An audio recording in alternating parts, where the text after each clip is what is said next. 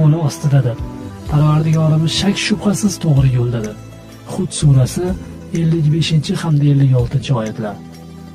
Hud alayhissalomning yana shu so'zlarining o'zi u kishining payg'ambarliklariga eng kuchli dalildir. Yolg'iz bir kishi qo'rqmasdan, cho'chimasdan butun boshli bir qavmga qat'iyat bilan dilidagi gaplarni bamayli xotir aytmoqda. Hud alayhissalom Allohga ishongan, suyangan va o'zining ana shunday panohi, yengilmas ko'makchisi borligini qavmiga bildirib qo'ydi.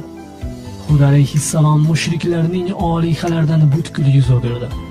Bugun do'st dushmanlarni ajratishda mezon vazifasini o'taydigan millatchilik, mahalliychilik, ma'lum jins yoki qonun tarafkashligi yoxud Alloh ma'siyatiga boshlovchi kufr rahnamolar kabi zamonaviy olihalar mavjud.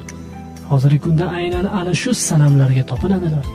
Xuddi shu asosga binoan do'st tutishadi yoki dushman deb biladilar.